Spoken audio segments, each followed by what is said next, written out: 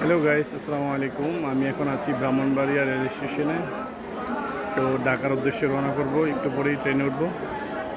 এটা হলো Brahmanbaria train station.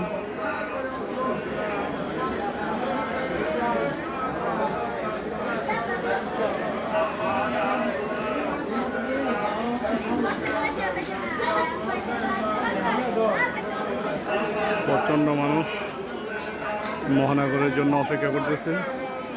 কিছুক্ষণের মধ্যেই মহানগর চলে আসবে ইনশাআল্লাহ।